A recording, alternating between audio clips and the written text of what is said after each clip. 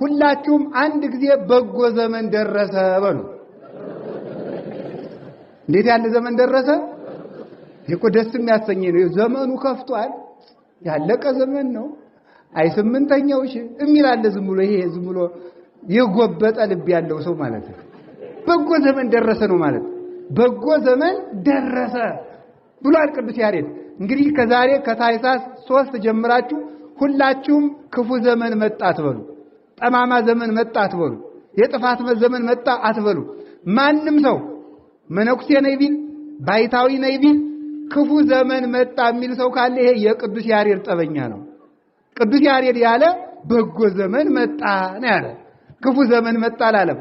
በጎ ዘመን መጣ ምንድን? ተመልከቱ። ወበዓላ ለቅድስት ማርያም በጎ ዘመንማ ያልኩት የድንግል ማርያም በዓል ነው አለ። የድንግል ማርያም በዓል በጎ ዘመን ነው። እንዴት በጎ ዘመን ተባለ? በጎ ቀን፣ ከቀን ሁሉ የተመረጠ ቀን ድንግል ማርያም የምትከበርበት ቀን ነው። ለምን? እሷ ዘመናችን ናት። እመቤታችን እድሜያችን ዘመናችን ናት። የትንቢት መከር የሸከፍንባት ማይረረ ትንቢት ማርያም ዘመነ ጽጌ እንግዳ ይላታል ሊቁ። በእውነቱ ማይረረ ትንቢት ማርያም የትንቢቱን አዝመራ የጠገብንባት ዘመን። የትንቢቱ አዝመራ ምንድነው? እስመናው ክረምት ሐለፈ ወዝናምኒ ገባድሬሁ ጽጌ አስተራይ በውስተ ምድርነ ቃለ ማይነቅ ተሰማ ጊዜ ገሚድ በጽሐ አለ ሰሎሞን መኃልየ ሰሎሞን ምዕራፍ 2 ላይ። ክረምቱ አልፎ ሄደ። ክረምቱ አለፈ። ምን መጣ ስንለው ተመልከቱ። ጽጌ በምድራችን ላይ በቀለ፣ አበባ ታየ። ቃለ ማይነቅ ተሰማ፣ ቁርየው ርግቡ ሁሉ ሲጮህ ተሰማ። የምድረ በዳ አዕዋፎች ሁሉ ጮሁ ደስ ብሏቸው። አዝመራ ደረሰ። በዚህ ደስ ብሏቸው ጊዜ ገሚድ በጽሐ ባቄላውን፣ ትርንጎውን፣ እሸቱን ቆርጠን የምንበላበት ጊዜ ደረሰ። ክረምቱ አለፈልን ይላል። አንደኛ የዳይስ ዳጥ ይለዋል ገበሬው። የዳይስ የመሰናከያ ጭቃው እያዳጠ የሚጥልበት የውድቀቱ ዘመን ክረምት ነው እሱ። ሁለተኛ ከቅጠል ተስፋ በቀር ፍሬ የማይገኝበት። በመስከረም እሸቱ ይደርስልኛል፣ በጥቅምት ይደርስልኛል፣ በህዳር ይደርስልኛል፣ በታኅሳስ እወቀዋለሁ፣ በጥር አስፈጨዋለሁ ከማለት በቀር በቆሎ ቢዘራ፣ ባቄላ ቢዘራ፣ ማሽላ ቢዘራ አንዷን እሸት የማይቀምስባት ዘመን ምንድነው? ክረምት ነው። ያ ዘመን አለፈ አለ። ክረምት ያለው ዘመነ ነቢያትን ነው። ዘመነ ነቢያት አልፏል። ዘመነ ዳይጽ ሰው ሁሉ እየተፍገመገመ ሲኦል የሚወርድበት የመሰናክሉ ዘመን፣ ዲያብሎስ ሁሉን በኃጢአት መስገርት ሰጠጠ መስገርቶ ይለዋል። ተመልከቱ። በመጽሐፈ ኪዳን የዲያብሎስን ገመዱን፣ ወጥመዱን፣ መረቡን ቀደደበት። ስለዚህ ተመልከቱ፣ ክርስቶስ ማን የቀደደው? ስለዚህ ሰው እየተሰናከለ ወደ ሲኦል የሚወርድበት፣ ሰው ከትንቢት ተስፋ በስተቀር ፍሬ ክርስቶስን ያላገኘበት፣ በረሃብ የተጎዳበት ዘመን 5500 ዘመን ሙሉ ሰው የተራበበት ክረምት ነበርና ምን አለ? ክረምቱ አለፈ። ጽጌ አስተራዬ አበባ ታየ። አበባይቱ ድንግል ማርያም ናት። ፍሬው ኢየሱስ ክርስቶስ ነው። አበባን ታውቋታላችሁ? እዚህ ሊቃውንቱ አበባ ይዘዋል። የያዘ ሰው ቢኖር አሳያችሁ ነበር። አበባ ዝንብም ይቀስማታል፣ ንብም ይቀስማታል። አዲያ እምቢ አትልም። ኧረ ዝንብ ወደዚያ ሂጂ ከብዙ ቦታ ውለሽ ነው የመጣሽ አትልም። ዝም ነው የምትለው። ንብም ስትመጣ ትቀበላለች፣ ዝንብም ስትመጣ ትቀበላለች። እመቤታችን ጻድቃንንም ትቀበላለች፣ እኛን ውሾችንም ትቀበላለች። ኦፍ እስቴት መንሃ ኢታስቆርሪ ለአድኅኖቴ ስመሪ ይላታል አባ ጊዮርጊስ። ማንንም የማትጸየፊ ንጽሕት እግዚአብሔርን የሚመስል መልክ ያለሽ የእመቤታችን መልኳ የአምላክን መልክ ይመስላል የተባለ አንዱ ቸርነቷ ነው። ርኅርኅት መሆኗ በፍጹም ቸርነት እግዚአብሔርን ትመስለዋለች። ምክንያቱም ልጇ በወንጌል ምን ብሏል? ለሰው ሁሉ የምትራሩ ሁኑ ከመ ትኩኑ ውሉደ ለአቡክሙ ዘበሰማያት፣ ለሰማይ አባታችሁ ልጆቹ ተሆኑ ዘንድ ለሰው ሁሉ የምትራሩ ሁኑ ብሏል። ሰው እግዚአብሔርን የሚመስለው አንዱ በምሕረት ነው።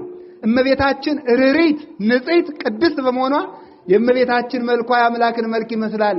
አበባ በምድር ላይ ታየ። አበባይቱ እመቤታችን ቅድስት ድንግል ማርያም ናት።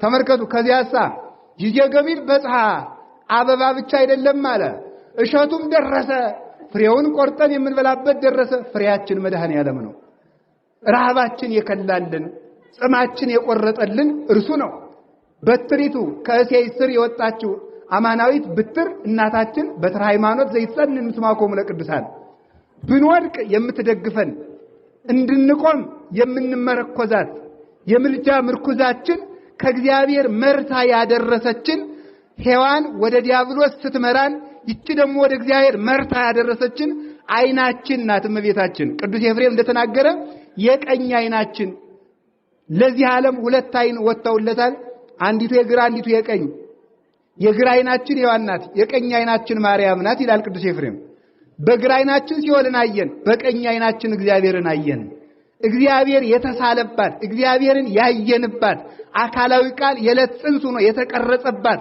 ከሷ ስጋን ነስቶ ዓለምን የዋጀባት የድነት ልባም ዕቃ ማለት እናታችን ድንግል ማርያም ናት መፍሪት ለንተ ይትበላ ስለዚህ እመቤታችን ዘመነ ጽጋብ ናት ዘመነ መከር ናት አሁን ዛሬ ህዳር አይደለ ታይሳስ አይደለ በታይሳስ አዝመራ ይተሸከፋል እሸቱ ይበላል እመቤታችን ለረሃባችን እሸት ያፈራችልን እሷ ዘመን ብቻ አይደለችም ያፈራችው እሷ ዘመኒቱም እሷ በሷ ዘመን ፍሬ ተገኘ ያፈራችልን እመቤታችን ለሷም ክብር ምስጋና ይግባል እንደሚገባ በእውነቱ ማለት ነው ሰው አንድ ሊቅ ያለውን ልንገራችሁ ዲያብሎስ እመቤታችን የሚጠላት አንደኛ በትዕቢቱ ሁለተኛ በቅናቱ ሶስተኛ በምቀኝነቱ ነው ይላል ይገርመኛል በትዕቢቱ እንዴት እኔ ያሳትኳት የሔዋን ልጅ ይሄንን ጉር ትሰራኛለች እንዴት አምላክን ትወልዳለች እኔ የናቅኳት ብሎ በዚህ ይበሳጫል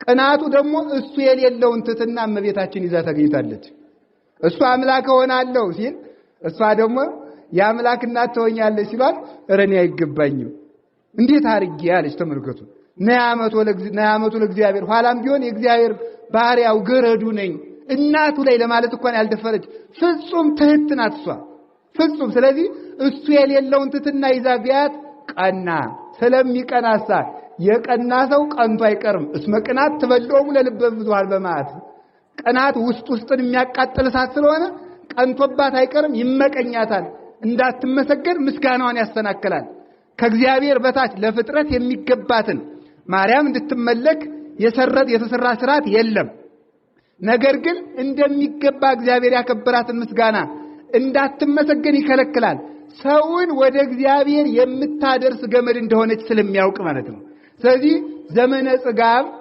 ዘመነ ማይረር ኢሳይያስ የዘራውን ዘር የሸከፍንባት የትንቢት አዝመራ እመቤታችን ናት ዳዊት የዘራውን ትንቢት የሸከፍነው በሷ ነው ሙሴ የዘራውን የትንቢት አዝመራ አካል ነስቶ ግዘፍ ነስቶ የሕይወት ፍሬ ሆኖ የተመገብንባት አዝመራችን መሶበ ወርቃችን እናታችን ቅድስት ድንግል ማርያም ስለሆነች የድንግል ማርያም ቀን በጎ ቀን ይባላል እስቲ በጎ ቀን በሉ እኔ እውነቴን ነው እግዚአብሔር ዓለምን ያዳነባቸው ብዙ ዕለታት አሉ ከነዚህ ቀኖች የመጀመሪያይቱ የእመቤታችን ቀን ናት የእመቤታችን በዓል የምትከበርበት ቀን ለምን ስንለው ደግሞ እንተ በላይ ሊሃ ተመራወ ቃል አለ ማርያምን የምናከብራት ለምንድን ነው የሷን በዓል በጎ ዘመን ለምን አልከው ብለን ቅዱስ ያሬድን ብንጠይቀው ምን ይላል እንተ በላይ ሊሃ ተመራወ ቃል በሷ አካላዊ ቃል ሙሽራ ሆኗልና ሙሽራ ሆኗል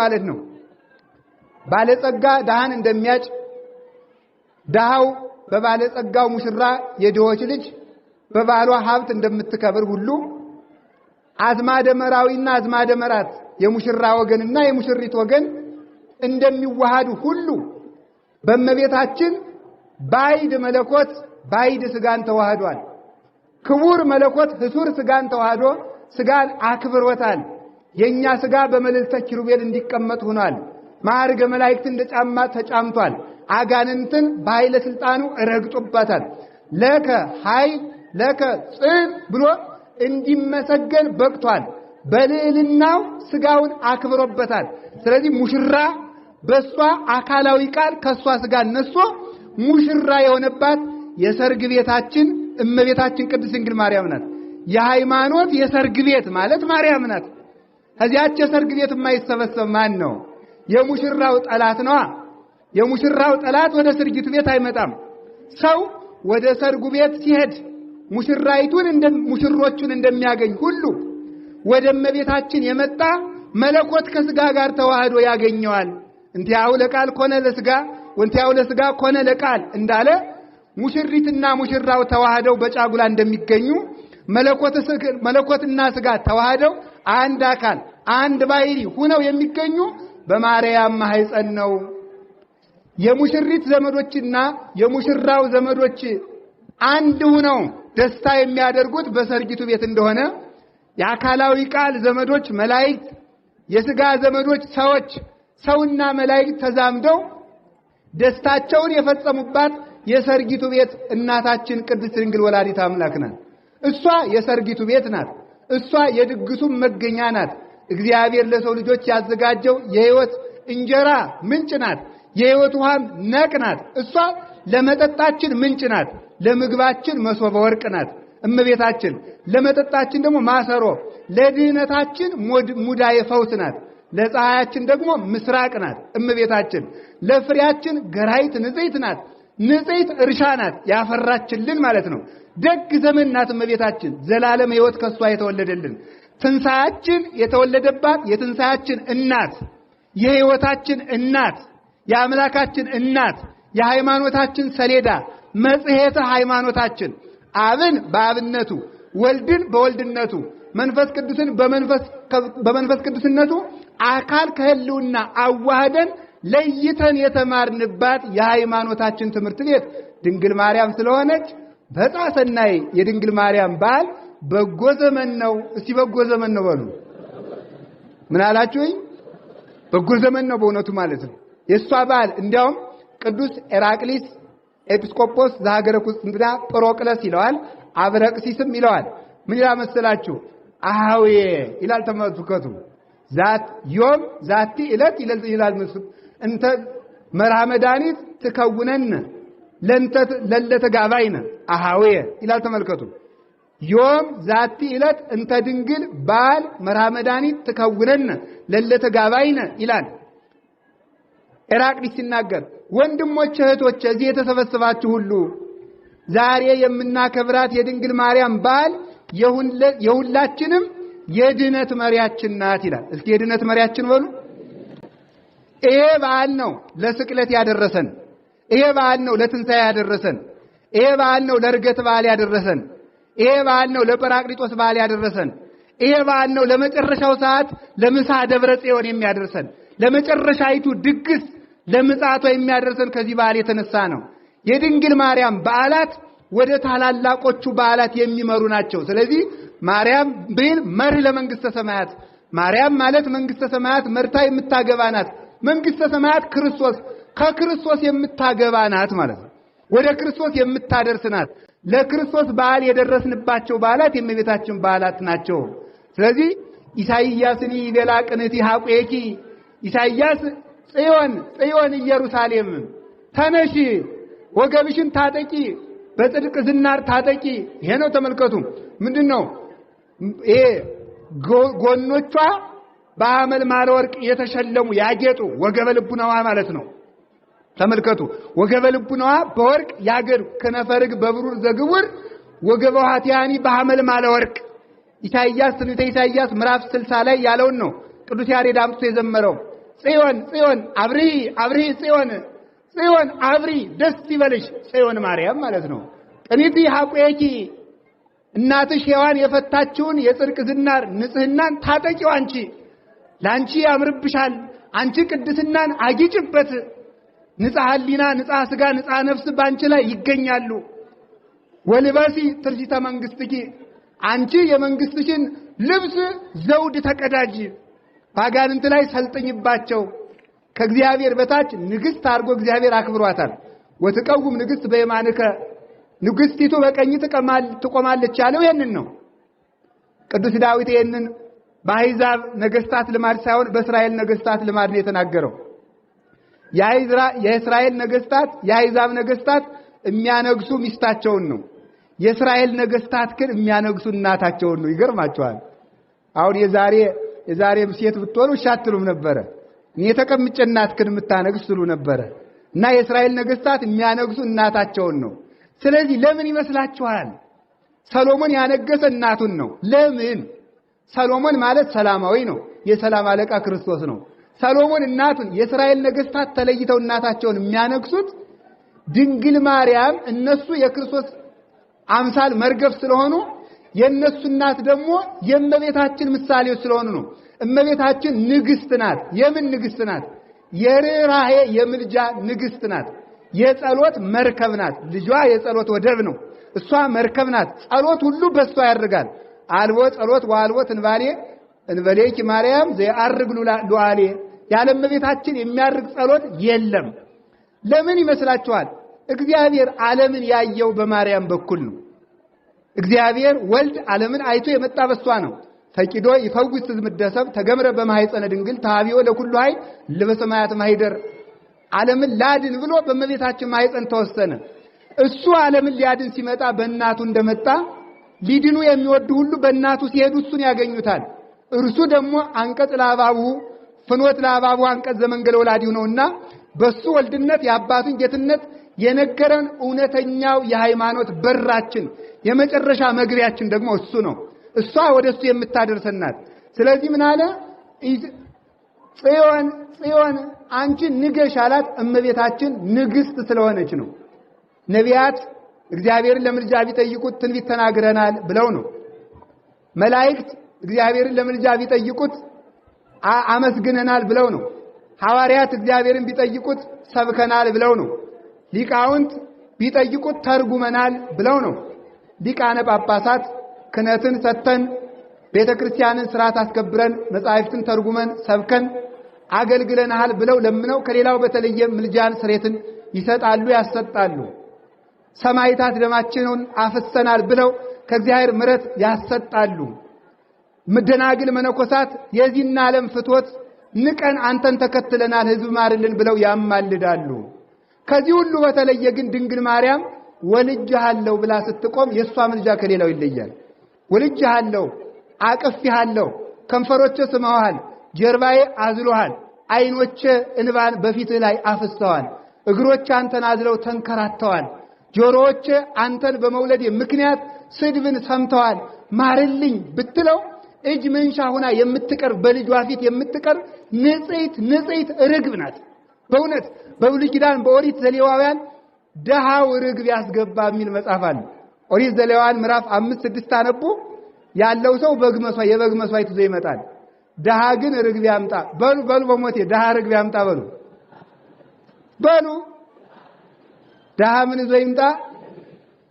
ይዞ ይምጣ ርግብ በሉ ታዲያኛው ሁላችን የጸሎት ደሃ አይደለንም የንጽህና ደሃ አይደለንም የትጋት ደሃ አይደለንም ሁላችንም እኮ የቅድስና ድሆች ነን ደሃው ርግብ ያምጣ ርግብ ይሏችኋል ማርያም ናት ደሃ የሆነ ሰው በእናቴ ምልጃ ይጠይቀኝ ማለት እኮ ነው ርግብ እሷ ናት በእናቷ ተመልኮ በይንታ አይዳዊ ያለ ገሰሳከ አንተን ስለታቀፉ ክንዶቿ ወበይንተ ከናፍሪ ያለ ሳማከ አንተን ስለሳሙ ከንፈሮቿ ተመልከቱ አንተን ስላዘለ ጀርባዋ ስንለው ያበድሮን እግዚአብሔር ላናቀጸ ጽዮንን ሁሉ ታይን ይሁን ያይቆም እግዚአብሔር ከጽዮን ከኢየሩሳሌም ሴቶች ይልቅ የማርያምን በሮች ይወዳል ማለት የሷን ሕዋሳት ሲጠሩበት እግዚአብሔር ይምራል ማለት ነው ደሃው ርግብ ያምጣ ደሃነኝ ያለ ሁሉ እመቤታችን ይዞ ይቅረብ ኒንቲያየ ሰናይት ርግቤ ብሏታል እሱም ራሱ አንቺ ከሌላው በተለየ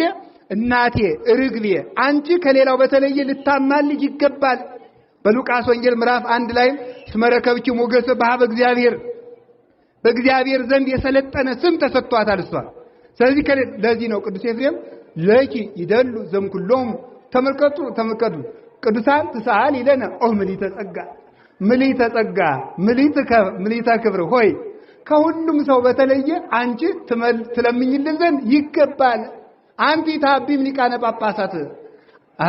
ሊቃነ ጳጳሳት ይለምኑልህ እንጂ ተይኝ እንደሆነ መለመኑን ይለምኑልኛል ግን ከሊቃነ ጳጳሳት አንቺ ትበልጫለሽ ወፈድፋደ ተከብሪ ነቢያት ነቢያት ያማልዱ እንጂ ትይኝ እንደሆነ አዎ ማማለዱን ያማልዱኛል ግን አንቺ ከነቢያት ትበልጣለች ይላል። ተመልከቱ።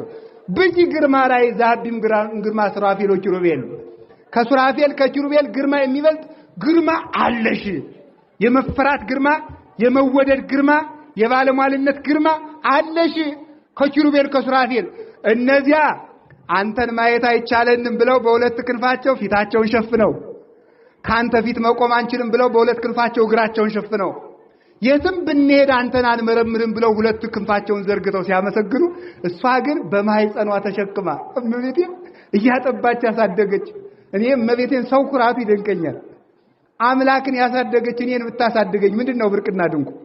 እኔ ለኔ እናት ብትሆነኝ ምንድነው የምትበዛብኝ? አንስባታለሁ እንጂ እኔ ልጅ ለመሆን አንሳለሁ እንጂ ማርያም ለኔ እናት ለመሆን አትበዛብኝም። እኛ እናንሳታለን እንጂ አምላክ እናት ሲሆናት ልጅ ሲሆናት ያላፈረባትን ሰው የማርያም ልጅ አልሆንም ይላል። በጣም ነው የሚያስደንቀው እኮ የሰው ትቢቱ። በእውነት ቀድሞ የሚያጠፋን ትቢት ነው።